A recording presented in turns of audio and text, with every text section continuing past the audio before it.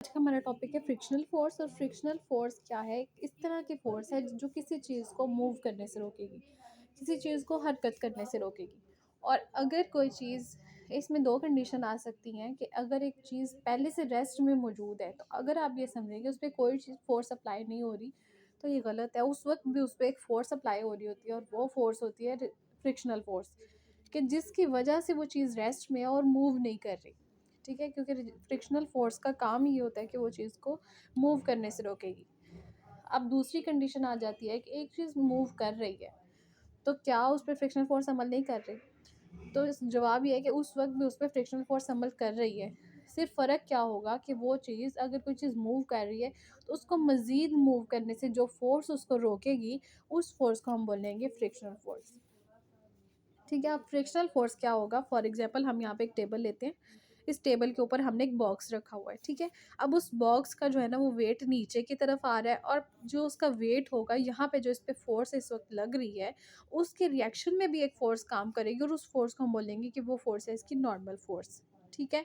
अब यहाँ पर रेस्ट में ये बॉक्स मौजूद है, एक टेबल के ऊपर पड़ा हुआ है, तो अब यहाँ पे इस पे एक फोर्स काम कर रही है, और उस फोर्स को हम बोलेंगे कि वो फोर्स है स्टैटिक फोर्स या स्टैटिक फ्रिक्शन। ठीक है, तो वो स्टैटिक फ्रिक्शन होगी।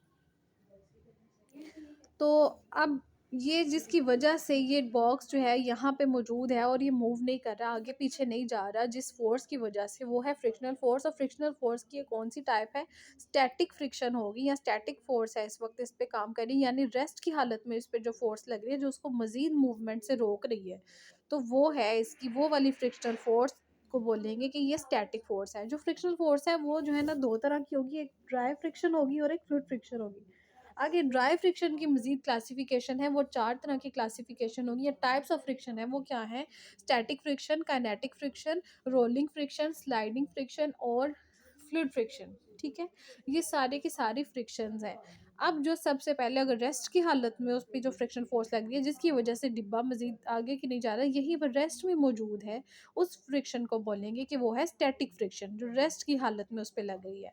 लेकिन अब फॉर एग्जांपल हम इस पे फ़ोर्स लगाना शुरू कर देते हैं, यहाँ पे हम इस पे डिब्बे पे फ़ोर्स लगा रहे हैं, तो हम कोशिश कर रहे हैं कि डिब्बा आगे की तरफ जाए, लेकिन जितनी मेरी फ़ोर्स लग रही है, उतना डिब्बा आगे मूव नहीं कर रहा। ठीक है, और फिर अगर मैंने फ़ोर्स लगा दी, तो डिब्बा एक थोड़ा-सा आगे जाएगा, लेकिन एक पॉइंट पे आएगा कि जहाँ पे जाके डिब्बा रुक जाएगा। ठीक है, तो इस वक़्त में जब उसको मूवमेंट में आने के बाद जिस चीज़ ने उसे मज़ीद मूवमेंट से रोका, तो उस फ़ोर्स को, वो फ़ोर्स कौन-सी थी? फ्रिक्शनल फ़ोर्स थी। लेकिन मूवमेंट में आने के बाद टाइप कौन-सी थी? मूवमेंट में आने के बाद मज़ीद मूवमेंट से जिस फ़ोर्स ने उसे रोका, वो थी कौन-सी फ्रिक्शन की, कौन-सी टाइप थी? काइनेटिक फ्रिक्शन है। ठीक है? तो मूव पहली चीज़, अगर वो रेस्ट में है, तो उसको रेस्ट की हालत में रहने दे, जो चीज़, जो फ्रिक्शन, जो फ़ोर्स, तो उसको बोलेंगे स्टैटिक फ्रिक्शन। लेकिन अगर मूवमेंट में आने के बाद उसे मज़ीद मूवमेंट से अगर कोई चीज़ रोक रही है, तो वो होगी काइनेटिक फ्रिक्शन। तो सिंपली फ्रिक्शनल फ़ोर्स क्या है? इसका काम यही होता है कि किसी चीज़ के जो है ना, मूवमेंट के दरमियान रुकावट बनना। जब एक चीज़ की सरफेस दूसरी चीज़ की सरफेस के साथ कांटेक्ट में आएगी, तो उसको मज़ीद जो है ना, हरकत करने से रोकना, और हरकत के दरमियान रुकावट बनना।